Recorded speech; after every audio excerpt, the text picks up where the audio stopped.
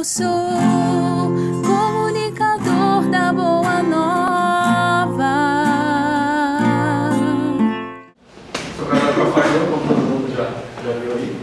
Eu sou designer gráfico, essa é a minha profissão, trabalho com isso. Hoje eu trabalho com uma empresa, trabalho muito com a minha esposa. E eu vim aqui partilhar com vocês um pouco de conhecimento dessa área, que é tão importante, tão necessário também no grupo de oração da RCC. Muitas vezes a gente fica meio confuso, meio entendido, né? Trabalhar com isso.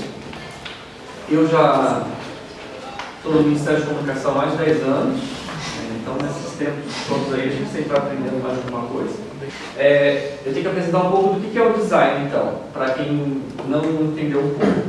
Design, basicamente, tem um foco na forma e funcionalidade. O design surgiu, oficialmente se cresceu e se fundamentou também a partir da Revolução Industrial. Mas há muito tempo atrás, as bases até do design foi também com a arte heráldica, os brasões e quem sempre usou brasões? A Igreja Católica também. Então, de certa forma, as origens até da minha profissão estão um pouquinho relacionadas. Claro que não é só a igreja, porque é uma questão de hierarquia, de monarquias e tudo mais, mas a igreja também sempre fazendo parte disso um pouco também, de todas as áreas que a gente nem imagina, né? Design não é arte, né? Por mais que a gente às vezes fala assim, eu tenho que finalizar uma arte e tal, às vezes a gente usa essa palavra arte porque ela vem de um tempo atrás, onde se usavam expressões de arte final, arte finalista, no tempo que não tinha nem computador, que era feito tudo à mão, um cartaz era montado à mão e era reproduzido, então tinha esse nome de arte. Mas apesar das vezes a gente usar, até hoje a gente usa, né? Vocês também trabalham com isso, a gente usa esse nome arte. Teoricamente não é arte como a gente fala, como artes plásticas, né? Como uma pintura, como uma escultura. É uma questão da gente trabalhar a imagem, o conteúdo, textos e outros elementos da melhor forma possível para a compreensão do público, para transmitir uma mensagem. Então tem uma função através dessa forma.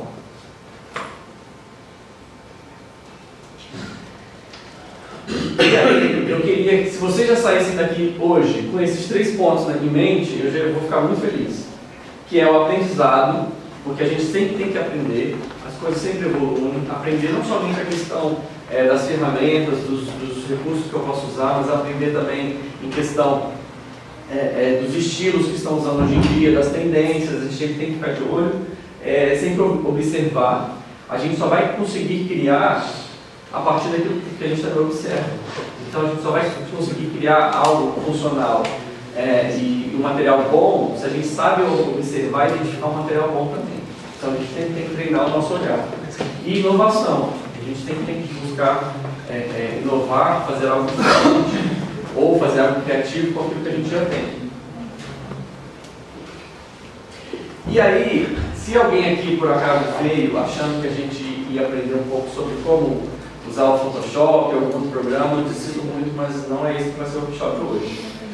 As ferramentas, a gente tem que correr atrás e aprender por conta própria, né? A gente tem que ser autodidata muitas vezes, para quem não é profissional da área, quem faz isso apenas para a igreja também. Então a gente tem que correr atrás e aprender. Esses momentos que a gente tem de formação, a gente tem que explorar muito o lado mais espiritual, o lado da experiência, de direcionamentos, coisa que a gente não vai aprender buscando um tutorial na internet.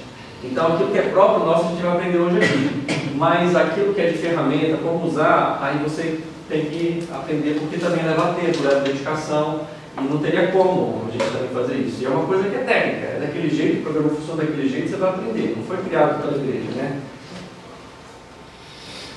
Tudo certo até aí, gente? Alguma dúvida? Podem me interromper, tá? Qualquer momento. E aí eu vou falar um pouquinho das etapas do processo criativo. Às vezes, se você se sente um pouco perdido também, para entender as etapas que você pode seguir, aqui eu vou dar algumas dicas, basicamente, de toda a preparação, desde quando eu sei que eu tenho que preparar uma arte, uma imagem, um cartaz, até a entrega final. Pode ser que a ordem nem sempre seja a mesma, né? Depende do processo criativo e da necessidade de cada trabalho pontual. Mas é basicamente isso, um resumão.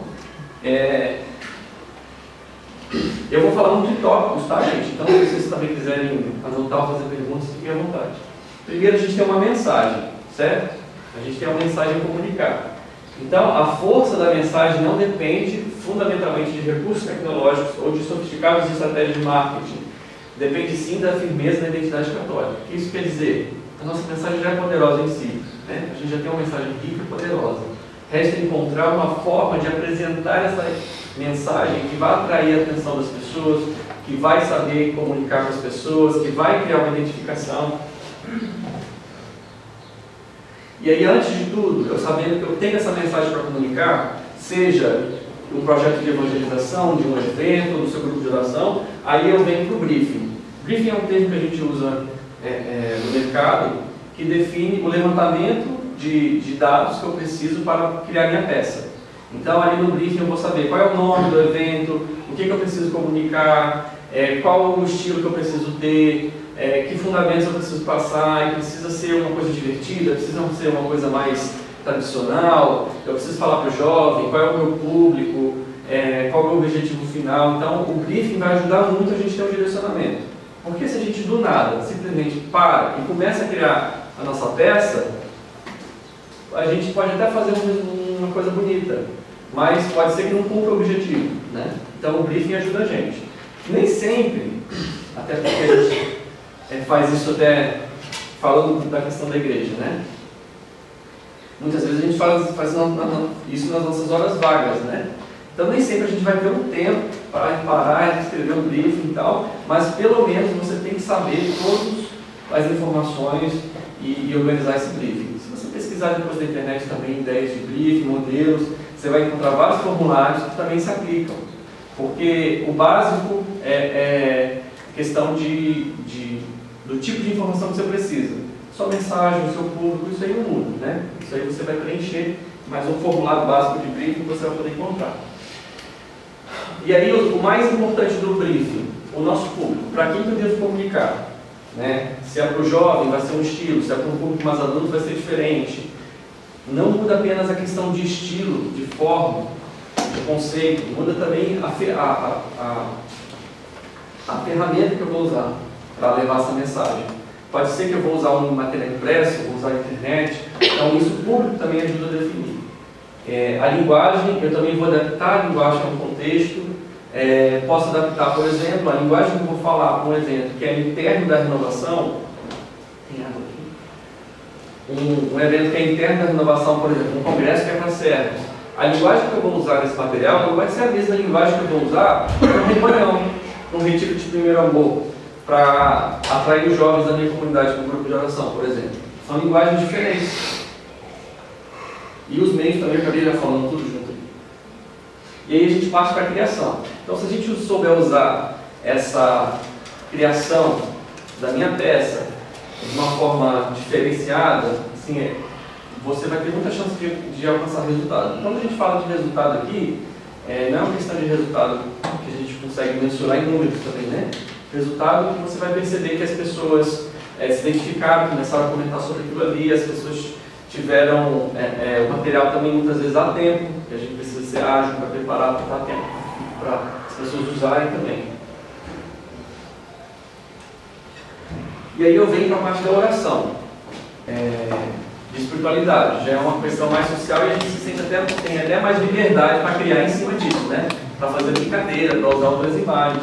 Mas quando a gente está no âmbito mesmo de comunicar um evento que tem uma pegada mais de encontro pessoal com Deus, aí a gente tem que ter mais esse discernimento, né? Seminário de vida no Espírito, no grupo de oração dele. Retiro de dons e carisma, a gente fez agora há pouco tempo também. Isso é jovem. Tá, gente. Acho que entendeu tudo. Peraí, vamos devagar. Então, seminário, por exemplo, a gente tem um seminário e aí a gente tem um seminário de vidas, o seminário de dons. Aí eu vou pontuar que para aquele dia do encontro ali, eu vou falar do dom da profecia. E aí, a partir daquilo ali, eu vou tentar pegar alguma imagem que reflita isso. Alguém se comunicando, alguém se expressando. A partir dali, eu vou tentar ser criativo de uma mensagem que eu já sei que eu devo transmitir, que é a profecia. Então, como transmitir isso? Então, antes de tudo, antes de vir até a parte gráfica, a parte visual, você tem que ter certeza de qual mensagem você quer passar. E aí vem o discernimento, que é muito importante, porque ideia não falta, né, gente? Ideia não falta. Agora, o discernimento é importantíssimo. É muito fácil, por exemplo, você pegar uma moção do grupo de oração e falar que Deus vai mandar fogo sobre os jovens. Aí você faz um cartaz com um jovem pegando fogo, né? Quem não conhece essa linguagem pode achar desagradável uma pessoa queimando, pegando fogo, né? Então, assim, ter discernimento de como usar. Por exemplo, mesmo que você tenha que usar isso, como eu já usei também, há uma diferença, por exemplo, de você usar uma foto realista, com o fogo junto na pessoa, do que uma ilustração. A ilustração você vai poder conceber de uma maneira que você vai mostrar que aquilo ali é mais abstrato, é mais uma ideia que você quer passar. Agora, se você bota mesmo uma foto, parece que uma pessoa está pegando fogo de verdade. Então a gente tem que ter discernimento de como usar essas imagens. E aí a gente parte para o layout. Eu já sei qual é a minha mensagem, que eu quero usar, como eu vou usar, e tive uma ideia legal, e aí eu vou começar o meu processo de criação. Aí no processo de criação eu vou começar os meus testes de saber que elementos eu vou usar. Eu vou ter um título, eu vou ter uma data, eu vou ter uma mensagem principal. Ah não, tem essa chamada aqui que eu vou dizer que você vai ter uma vida nova, vai experimentar um novo de Deus. E a imagem é não, hoje eu vou usar menos, aí eu vou ter que usar o nome de um pregador ou não. Então a gente começa, aí já definir tudo que já veio desde lá do nosso briefing, a gente começa a organizar tudo na nossa peça com o layout. Apresentado um pouquinho essas etapas, eu vou mostrar um pouquinho agora do que é o Manual de Identidade da RCC Brasil. Depois que eu apresentar isso aqui, eu vou vir com partes mais práticas de dicas, né? Mas agora foi uma parte mais teórica, depois a gente vai caminhando para a prática. Esse Manual de Identidade Visual, ele foi criado no ano de 2011, foi divulgado em 2012. Eu participei, eu criei esse manual em processo de redesign da marca da RCC Brasil, junto com o Ayrton, que é outro serve do Ministério de Comunicação lá do Sergipe. E aí a gente teve a alegria de poder participar, porque a gente tinha antes um grande problema de unidade. Então vocês vão ouvir principalmente amanhã sobre o Ministério de Comunicação como uma ferramenta de unidade dentro da RCC. A gente vai ouvir muito essa palavra, unidade. Então, como por exemplo, que o design pode ajudar na unidade da RCC. E aí a gente viu que existia uma diversidade de símbolos muito grandes. Isso aqui é de 2011, não é nem tanto tempo atrás, gente. Já é 2012, talvez. Então a gente vinha de uma cultura de que cada diocese, cada estado tinha um símbolo diferente. Para pensar, imagina, um evento nacional da Igreja Católica. E aí pergunta, cadê a renovação carismática? Imagina se cada grupo levantasse uma bandeira diferente. O que as pessoas iam achar da gente? Nossa, eles estão todos divididos, né? Cada um tem o seu canto, né? Então a gente via essa necessidade, até das próprias pessoas saberem que elas são a renovação carismática católica do Brasil. Em qualquer lugar que eu vá, é a mesma, né? Não faz diferença de um lugar para o outro. E aí a gente tinha essa diversidade de símbolos, e além de tudo, de uma marca que esse aqui foi o símbolo, um dos primeiros símbolos usados pela RCC Brasil, ainda não tinha o caminho, e aí foi evoluindo, até que a RCC Brasil evoluiu também para participar com esse aqui, e cada estado personalizava com as coisas. Eu não sei se é de Santa Catarina, vou pular. E aí a gente tinha 3 pontos principais para esse trabalho, que era promover a unidade do movimento, apresentar a mesma imagem e dizer que a gente possui a mesma identidade. Então, através da nossa assinatura, a gente conseguiu apresentar isso. A gente tinha 3 elementos principais, que era a cruz, a chama ou o caminho, tem as duas leituras, e a pomba. Esse já é o desenho que... Eu estou pulando aqui, o manual é muito mais completo, tá, gente? É leitura obrigatória para todo mundo. Você pode baixar no site da RCC Brasil. Mas eu botei só um pouquinho para a gente poder avançar. E aí a gente se deu conta que a missão da RCC Brasil, que estava formulada naquela época, era fazer discípulos de nosso Senhor Jesus Cristo, evangelizando o povo de Deus no Brasil, a partir da experiência do batismo do Espírito Santo. E aí a gente estava no impasse, pensando assim, vamos criar uma marca nova, vamos usar aqui inspirado no que já tinha, fazer uma melhora. Quando a gente se deu conta que a missão que foi formulada da RCC Brasil em texto traduzia o símbolo que já estava sendo usado, a gente falou, é isso, a gente não pode mudar. Já está perfeito, porque fazer discípulo do nosso Senhor Jesus Cristo, a cruz, que é um símbolo ligado diretamente a Jesus. Evangelizando o povo de Deus no Brasil, a chama ou o caminho nas cores do Brasil. E a partir da experiência do batismo, a forma do Espírito Santo. Então, casava perfeitamente, pareceu que foi criado depois disso aqui. Mas esse conceito foi criado até depois. Então, a gente viu que era já Deus caminhando para isso. Houve um processo de atualização, de redesign da marca, de simplificação até para a leitura, porque não havia contornos da pomba, não era possível fazer leitura. Muita gente não sabia que tinha uma pomba aqui, porque não era possível ver. E aí, só para apresentar para vocês alguns princípios, e vocês vão estudar o manual de marca da Receita Brasil, né, gente? Sim? Sim. Sim ou sim? Sim, né? Aí a gente tem aqui, basicamente, uma assinatura visual composta por um símbolo e pelo logotipo. O logotipo são todos os textos. E o símbolo é uma imagem que vai definir o meu conceito, né? Então, basicamente, isso se resume e a gente chama de assinatura visual, ou logo. Alguns falam logomarca. A gente da área, às vezes, tem um conflito sobre essa nomenclatura, porque logomarca é redundante. Logo e marca tem o mesmo radical. Então, não é muito correto, assim. O publicitário que adora usar logomarca, mas os designers não gostam. E aí a gente tem a variação de aplicação dessa marca, que vocês, quando preparam a marca, também precisam. Pode pegar. Eu preciso dizer por quê? Porque nem sempre eu vou ter o mesmo espaço de aplicação da marca da RCC. Então eu tenho que saber as opções que eu posso usar. É claro que as variações para a diocese e para a cidade não são as mesmas, por exemplo, que no estado do RCC Brasil. Mas basicamente eu tenho uma composição horizontal, que é o símbolo logotipo lado a lado, ou composição vertical, um acima do outro. Aplicação de cores, né? A gente tem que ver quais são as cores possíveis. Se não for possível aplicar nas cores originais, a gente pode aplicar ou na versão de tons de cinza ou na versão monocromática, apenas uma cor, que também existe a versão negativa, mas não está aqui. A gente adotou uma família tipográfica que tem traços mais retos, porque a família tipográfica anteriormente usada não traduzia muita seriedade, muita sobriedade, parecia que era algo bagunçado, não parecia que era um movimento sólido. Então a gente tinha que sair daquele extremo e ir para outro extremo, algo que representasse uma solidez maior. Então essa tipografia ajudou muita gente, além da variação que ela possui para a gente usar até nos nossos materiais. E aí vem uma parte muito importante das proibições, viu, gente? Se vocês já fizeram isso, não me contem, viu, que eu não vou ficar feliz. E aí a gente tem algumas proibições de uso de marca. A gente tem que saber respeitar isso daqui. Por exemplo, inverter a posição do símbolo com o logotipo, alterar o tamanho de algum elemento do símbolo, distorcer, que é um dos mais comuns, esticar. Está sobrando espaço aqui, eu vou esticar. Aí a pessoa vai esticar.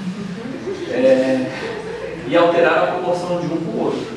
Então, por favor, vamos manter como original. Outras também em relação a cores. Eu tenho o fundo todo verde, eu vou aplicar e aí meus elementos em verde vão sumir. Também não é possível. Nesse caso, a gente usaria uma versão monocromática em branco, por exemplo. Alterar a fonte, por exemplo. Eu não sei adaptar. Sabe sim, que se você ler esse manual de identidade, você vai saber qual é a fonte, vai baixar lá gratuitamente e vai saber usar a fonte certa. Vem tudo junto, né? Oi? Tudo junto já com o manual, já vem a fonte, já vem o download de código. Sim, sim. Trocar as cores, não. A cor do meu estado é azul e amarelo, eu vou lá e trocar. Não dá. E é isso. Então, quem não viu a manual ainda, pode baixar. É um manual muito simples. Foi um grande processo essa mudança. A gente viu que a partir disso, todo o Brasil agora usa. Não há mais nenhuma instância que não use. Está no seu crachá aí também. Não há no Brasil nenhuma instância que não use uma marca diferente dessa aqui. Então, qualquer um que olhar, ou se você está viajando, você vai bater o olho nesse símbolo e você vai saber, opa, aqui é o meu povo também. Então, isso foi uma grande unidade que nós conseguimos em 5 anos, e não foi até menos, em questão de 2 anos, já praticamente 90% do Brasil já tinha adotado. Claro que vai sofrer modificações ainda, precisa ser avançado, toda uma questão de aplicação de combinações com assinaturas de ministério, de estado, de paróquias e de tudo mais. A gente ainda precisa avançar, mas já foi um ganho absurdo para a renovação. E aí agora algumas dicas que a gente pode partilhar com vocês. Dicas que você não pode esquecer nunca na hora de criar uma peça. O primeiro é o equilíbrio de cores. Tenha certeza das cores que você precisa usar. Hoje a gente tem uma facilidade que a maioria dos nossos encontros seguem o tema do ano da RCC, que já vem com um material padrão, cartaz e as coisas bem definidas. Por exemplo, se você está fazendo nesse ano, né? Diz que a minha voz está Falhando. O ano do Jubileu de Ouro da RCC. A gente tem, você está com ele coloridinho aqui nesse círculo branco no seu crachá, né? Essa é a marca comemorativa. A gente chama de marca comemorativa, geralmente, uma assinatura visual, como vocês viram aqui, que tem um prazo de validade, que é especificamente para ser uma marca comemorativa, como o nome já diz, né? Então, basicamente, as cores são vermelho e amarelo. Então, se eu vou criar um cartaz que é para ser como foco principal o Jubileu da RCC, eu não vou usar verde. Eu vou tentar explorar essas cores primeiro, para fortalecer essa identidade. Se é algo novo, você vai poder definir suas cores. Se é um retiro novo, particular da sua região, você vai poder definir. Mas é basicamente isso, ter o foco certo nas cores. Não abusar de muitas cores, não abusar de um arco-íris infinito dentro da sua criação, porque, né, dói os olhos. E aí aqui é um exemplo muito bacana da divulgação do Congresso Estadual aqui de Santa Catarina. O pessoal explorando bastante essa questão das cores, o amarelo e o azul. E aí você já bate o olho, todo o material você já vai ver que está predominando o amarelo e o azul. Então você não tem também um jogo de cores muito exagerado. Assim, se você não tem certeza no que usar, use menos. Tá? Contraste. Contraste também é muito importante. Quantos cartazes a gente vê que a gente consegue ler o que está escrito? Né? Seja contraste porque aplicou o texto em cima de uma foto, e a foto não tem uma cor sólida. A foto tem nuances ali de cores e sombras que não vai casar sempre com o contraste do meu texto. Então tente aplicar o texto no fundo neutro, tente aumentar o contraste. O que seria o contraste? O contraste é como se fosse a diferença de uma cor para outra. Por exemplo, o branco com preto é o maior contraste que tem. Agora, se eu botar um laranja em cima de um vermelho, vai ser difícil ler. Então vai ter pouco contraste. Contraste não é só a questão de luz preto e branco, é também a questão das cores, como as cores se comportam uma com a outra. A gente vê aqui, por exemplo, aqui é um bom contraste, porque eu explorei dois contrastes diferentes aqui de cores. Quando a gente tem uma cor escura sobre um fundo branco, a gente chama assim de aplicação positivo. Quando já é um fundo branco, um fundo mais escuro que a aplicação, aí já é negativo. Então a gente tem que saber também um pouquinho aplicar. Se eu usasse o branco aqui, ia dar para ler? Muito pouco, né? Ia dar para ler muito pouco. Então a gente sabe que tem uma continuidade da mesma frase, principalmente porque é a mesma fonte. Se eu usasse uma fonte diferente aqui e aqui, e cores diferentes, eu não teria nenhum elemento em comum, então eu também teria dificuldade de entender que é o mesmo segmento da mesma frase. Então sempre buscar algum elemento em comum, principalmente através da fonte. A legibilidade que é muito importante, porque se eu não consigo ler o cartaz, o que adianta, né? As pessoas não vão entender, eles não vão ser impactadas, não vão ter curiosidade. Então, sempre ter legibilidade. Muitas vezes o seu coordenador, alguém vai te mandar uma enxurrada de informação para botar no cartaz. E você vai ter que aprender a se posicionar, às vezes, um pouco para reduzir essa quantidade, né? E aí você vai poder saber um pouquinho administrar a quantidade de informação. Por exemplo, aqui, uma ideia de legibilidade aqui. Por que eu estou mostrando essa? Porque tem essas artes aqui, eu peguei dos meus trabalhos mesmo, tá, pessoal? Porque facilita dar exemplo para vocês. Aqui o Jesus está numa tipografia manuscrita, e se ele tivesse no tamanho dessa daqui, eu não ia conseguir ler. Especialmente dispositivo móvel, no meu celular. Então, ele está aqui legível porque ele está num tamanho maior. Então, isso também é legibilidade. Legibilidade não é somente a forma, é como eu aplico essa forma em diferentes tamanhos, né? Então eu consigo ver. No caso aqui eu usei essa tipografia porque ela se parece com a assinatura do papai Paulo II. Então, como é uma frase que ele disse, reforçou ainda mais parecendo o que ele escreveu. Fontes. Fontes é uma coisa, uma pegadinha, viu? A gente está cansado. Fonte talvez seja o maior erro que as pessoas cometem. Não usem muitas fontes, usam poucas fontes. Às vezes eu pego um cartaz e vejo assim, a pessoa usou 5, 6 fontes no mesmo cartaz. Né? Isso aí é um assassinato. Assim. Porque você não tem nenhuma coerência, assim, fica uma bagunça, né? Eu recomendo, se você não tem certeza, se você não é um profissional da área, não tem certeza do que você está fazendo, adote uma família tipográfica. O que é uma família tipográfica? São várias fontes reunidas numa família que tem variações. Uma é negrito, uma é itálico, uma é regular, a outra é light, que se chama de light a fininha, uma outra é bold, ou extra bold. Então essa é uma família tipográfica. O mesmo estilo de fontes em pesos diferentes. Uma mais leve, uma outra mais pesada. E isso é um recurso que eu posso usar no cartaz, por exemplo, para diferenciar os textos do cartaz de acordo com o que tem mais importância e menos importância, sem desvincular o estilo deles, usando a mesma família tipográfica. Deu para entender? Por exemplo, aqui é a mesma família tipográfica. Aqui numa versão possivelmente extra bold e aqui na versão regular ou light. Então a gente tem a mesma família tipográfica que não brigam entre si, mas eu consigo usar esse recurso de fonte para mostrar que essa é a minha chamada principal e depois eu vou ler isso daqui. A mesma questão da fonte. É claro, por exemplo, aqui se usou um recurso de fonte diferente. Inclusive eu nem sei quem criou, tá gente? Eu peguei aqui do estado ainda. Eu tenho desconfiança de quem criou, mas eu... aqui se usou uma fonte diferente justamente para dar um destaque. Essa fonte aqui me parece ser a mesma família dessa daqui. Então foi toda aplicada à mesma família, mas vez ou outra para títulos em destaque, ou uma palavra em destaque, você pode usar uma fonte diferente. E um estilo completamente diferente também, porque esse aqui é um estilo mais manuscrito e aqui é um estilo sem serifa. O uso de imagens também é muito importante, porque se criar um cartaz, às vezes é possível criar um cartaz somente com tipografia, somente com texto. Mas para que esse cartaz tenha um impacto e fique muito bom, não é fácil usá-lo sem imagens. Então, possivelmente, em 95% dos casos, você vai ter alguma imagem. Nem que essa imagem seja a marca do tema do ano, que já vem pronta. Mas alguma imagem você vai ter que usar.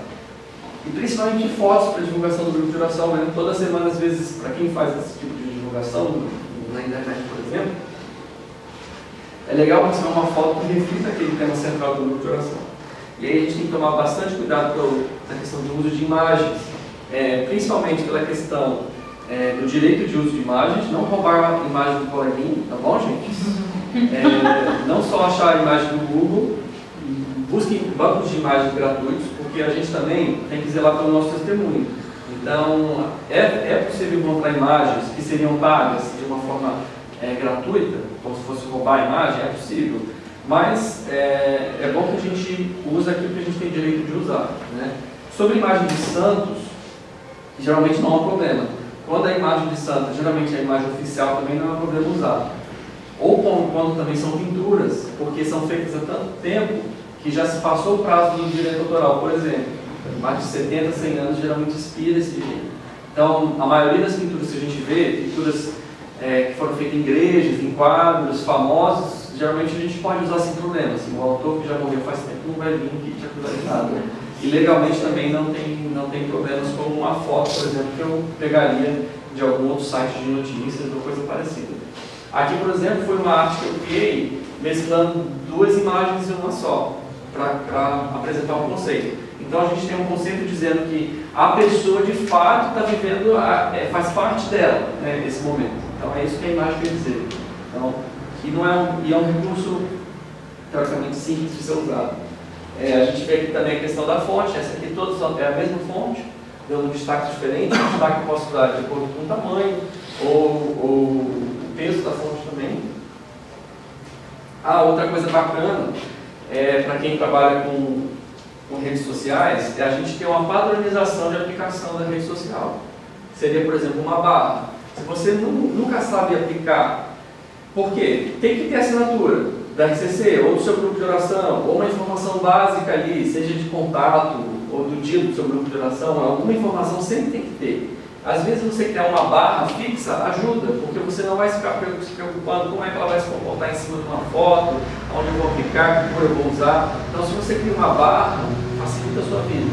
Você se preocupa só em fazer o resto. Essa barra ela pode ter um fundo fixo, ou ela pode ser sem fundo e todos os elementos numa cor só. Esse recurso ajuda muito a gente. E aí a gente cria um padrão visual. O que seria isso?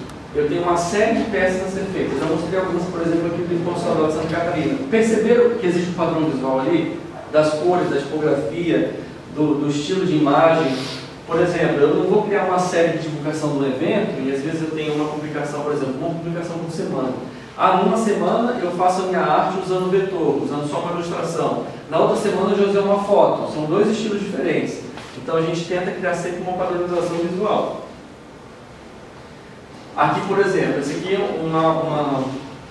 uma série de conteúdo para redes sociais. Então aqui existe uma padronização. Sempre tem uma foto de destaque com um título, um ícone, o texto e a assinatura. Então, o conteúdo, isso tudo vai mudando. Mas essa padronização que eu criei vai me ajudar e a facilitar o meu trabalho, não só para criar novas imagens, e não ter esse desgaste todo de sempre criar algo super diferente o tempo todo, mas também para mostrar para o público que faz parte da mesma série, faz parte do mesmo autor. Aqui é a mesma coisa, uma série de santos do dia. A gente tem uma padronização de aplicação de imagem, de título, de uma frase e assinatura. Então a gente sempre facilita, agiliza a nossa vida e a gente mostra qualidade do trabalho também, né? De mostrar que existe uma padronização, uma preocupação, e mostrar que faz parte do mesmo grupo, do mesmo autor. Tá tudo certo aí, gente? Alguma dúvida? Minha garganta tá? E menos é mais. Menos é mais, por favor. Menos. Se você está com dúvida, usa menos elementos. Não exagere, não usa 500 imagens no mesmo cartaz, não usa diferentes fontes. Pode até se usar, mas tenha noção do que você está fazendo. Vou fazer um cartaz, por exemplo, para um encontro de jovens, né? Vamos supor aqui um rebanhão, um encontro de primeiro amor. Eu vou ficar colocando ali presença do pregador tal, do coordenador tal, do padre tal, de não sei quem. Aí somou as 10 presenças ali. Exagerou e ficou muito no meu cartaz. Será que antes de aplicar isso eu pensei, poxa, quem eu estou convidando, o foco do retiro, é quem nunca fez um retiro. Essas pessoas não conhecem essas presenças aqui. É necessário nesse momento? Talvez não. Então, às vezes, a gente pensar nesse sentido. O menos é mais, não somente na questão visual, da quantidade de elementos visuais, mas na questão do conteúdo que eu preciso usar.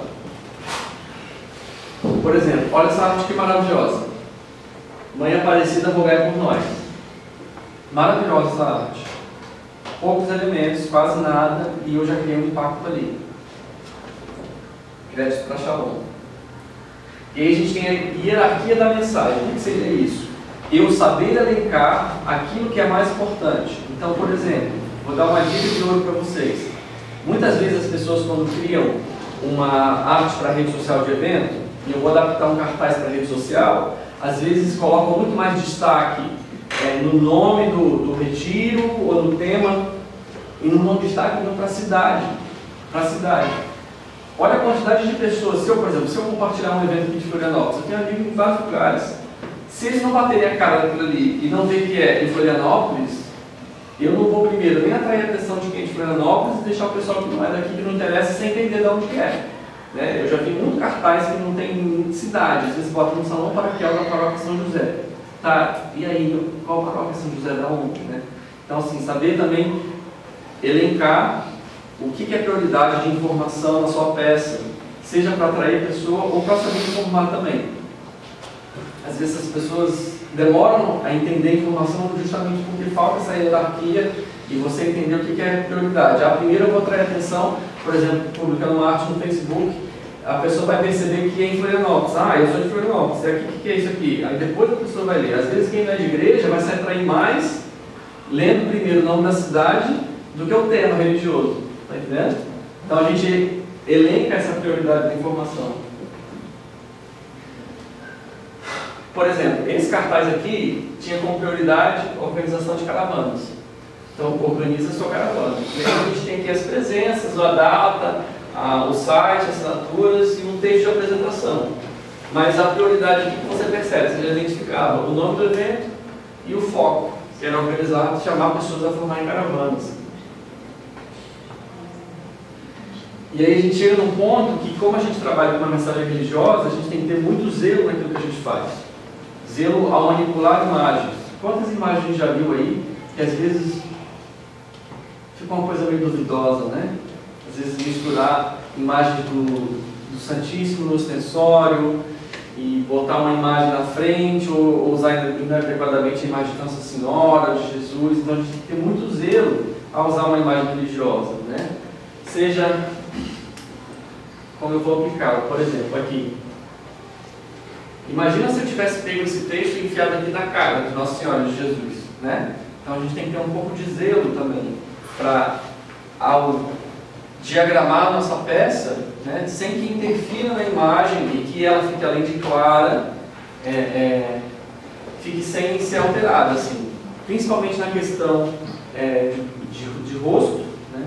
Tomar muito cuidado também para não cortar demais também. E aí a gente vem na parte ética também. Eu já falei que são principalmente essa questão ética, principalmente na questão do direito de uso de imagem, de fontes. Procure sempre usar de prioridade de fontes gratuitas, né? Acordaram? Eu vou bater palma. Desculpa, gente, mas eu acho que às vezes eu preciso disso às vezes também. E aí a gente chega no ponto de aplicação de marcas. A gente tem todo o nosso conceito, o nosso cartaz, e aí a gente já sabe qual é a mensagem e tudo mais, e às vezes a gente se pega aonde? Aqui.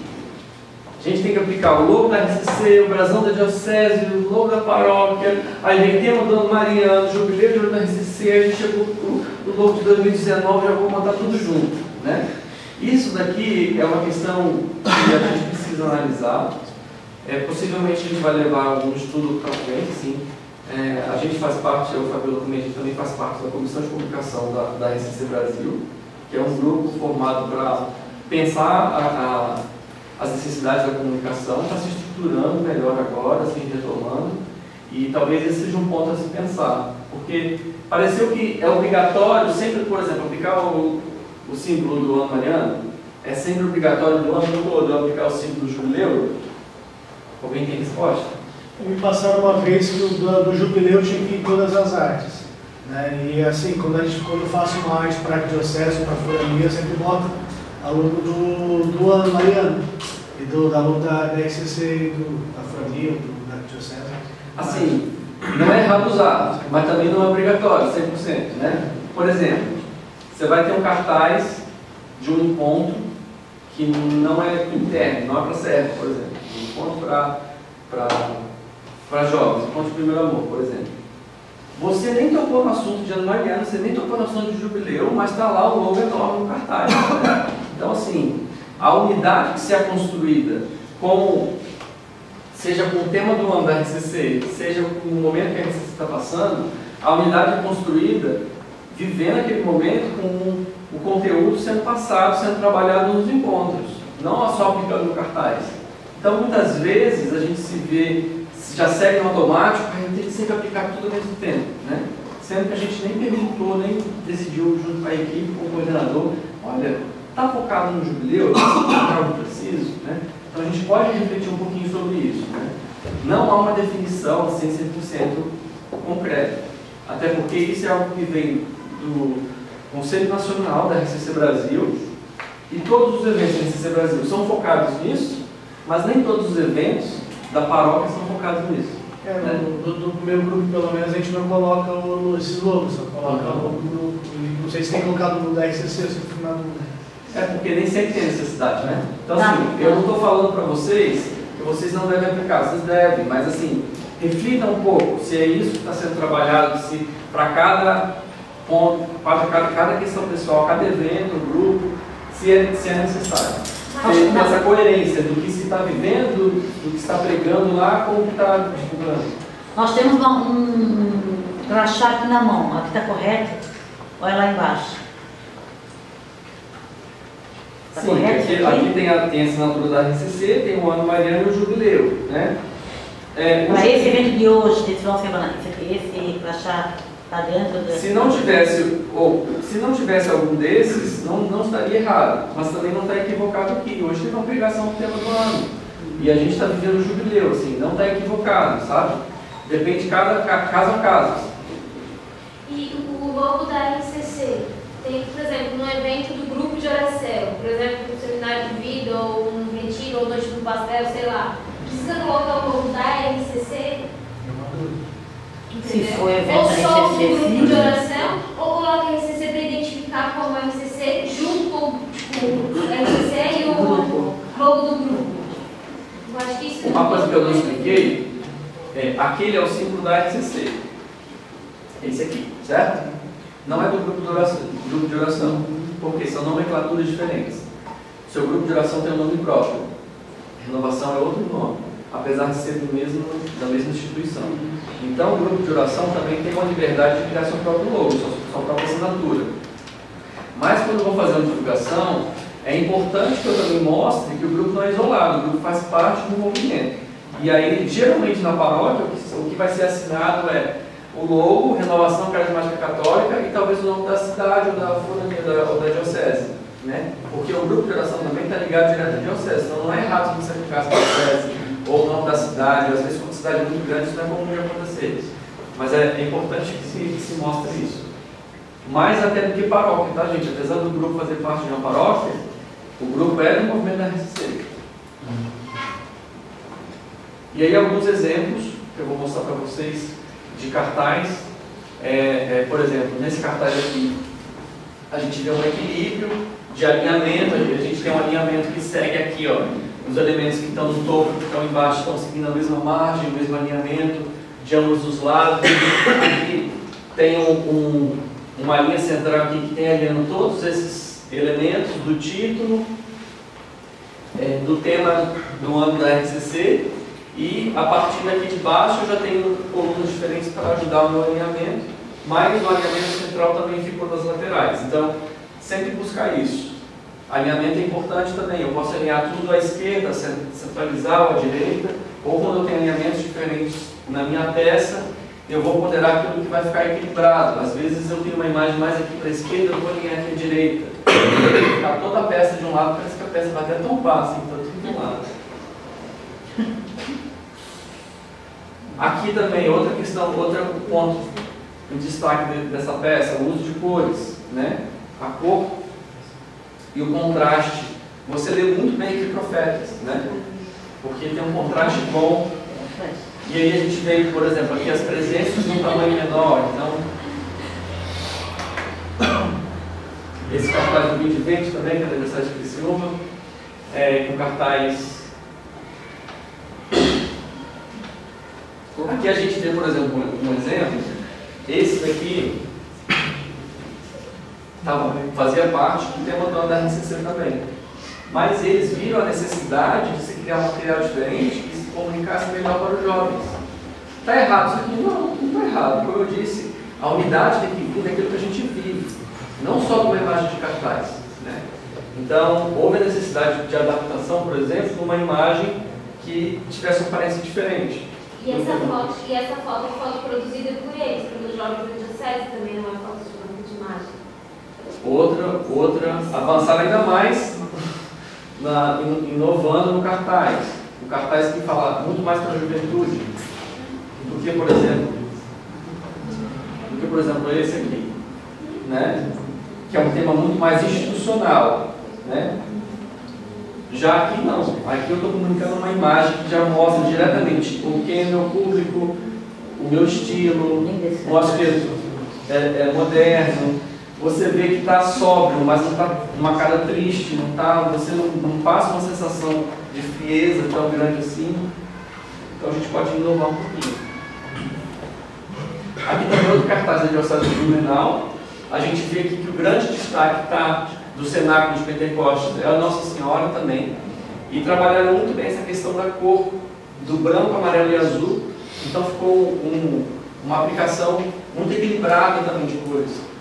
Apesar do fundo também ter todo uma ilustração no fundo, colocou num tom mais monocromático para facilitar. Você vê que o contraste dos elementos não foi prejudicado por causa desse fundo. Outra aplicação também, usando recursos. Aqui, não precisar escrever nada para você entender o que você precisa se preparar para levar para o evento, por exemplo. Você precisa arrumar sua mala de sua hospedagem, levar seus artigos religiosos, sua Bíblia. Então a gente vê que o recurso visual também ajudou a comunicar sem não precisar encher de texto. Faço uma ressalva aqui apenas pela aplicação do logo da RCC Brasil, que não segue manual, mesmo vindo de um material feito pela RCC Brasil mesmo. Então, nem sempre, por isso que a gente tem que ter um pouco desse senso crítico, nem sempre aquilo que está vindo de uma instância superior está aplicado corretamente.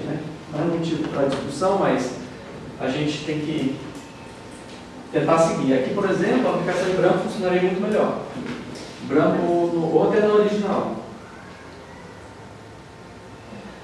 Aqui um outro destaque, foi um trabalho também da minha agência, e aí a gente tem um destaque aqui, por exemplo, da palavra sacramento, e eu usei, por exemplo, aqui um fundo mais branco, porque se eu não tivesse essas formas retangulares, eu não ia conseguir ler o texto, de certa forma sobressai. Por exemplo, o que é importante aqui no ostensório com Jesus Eucarístico? É o pão, é o Jesus Eucarístico. Por isso que eu tive a liberdade também de aplicar um pouco sobre o ostensório. É um ostensório, é um objeto litúrgico sagrado? Sim, mas eu não poderia tapar aqui, certo? Então o respeito tem que estar sempre focado aqui, por exemplo. Quando eu falei da questão do zelo da imagem, é nesse sentido. E nem escrever nada. Não, pelo amor de Deus, nem botar a cara de Jesus ali. Ou jorrando água, essas coisas assim, essas correntes de WhatsApp que a gente recebe da vida, Aqui um outro exemplo de aplicação de cores, de uma série. Esse aqui eu criei para a jornada, e aí a gente tinha todas essas categorias aqui, modalidades desse evento, e aí a gente eu usei esse recurso visual que destacava qual era a categoria. Então eu entendia, isso aqui é esportes, aqui está vermelho, então isso aqui representa esportes. Então eu compreendia que existia todas as outras categorias, mesmo que eu conhecesse, eu poderia imaginar que existia mais aquilo ali. Então você vê como um recurso gráfico, sem usar texto nenhum, pode comunicar também. Aqui outro exemplo também de hierarquia da informação, o destaque está em quem? Ali na imagem, no ícone de Nossa Senhora. Essa imagem, eu criei essa imagem para o Dia Internacional da Mulher. É claro que aqui é uma realidade diferente, porque a gente, na jornada, a gente tem uma realidade de 22 idiomas. Então, às vezes, criar uma imagem com texto traduzido em 22 idiomas nem sempre é possível. Então, um recurso apenas de uma imagem que não tivesse texto nenhum, até mesmo o símbolo sem o logotipo, que também era traduzido. Então, muitas vezes a gente tinha que usar esse recurso. Aqui a gente vê destaques, por exemplo, a figura central, e isso segue também a hierarquia dos santos, Nossa Senhora sempre, Nossa Senhora, Nossa Senhora. Então, destaque para ela, e esse item é maravilhoso. Segundo destaque para Santa Faustina, que era patrona da cidade que recebeu a jornada. Então ela tem 2 espaços que seriam de duas santas, por exemplo. Então tem que ter esse cuidado é na questão do destaque também da imagem. E essa moça ali que Aonde? ali, ó. Essa aqui é a Lute. Aquela Lute Badano. Beata Lute. E aí, cuidado, atenção, gente, para a gravação. Alguns, eu não sei, tá, gente, de onde veio, eu só peguei no Google para dar um exemplo para vocês.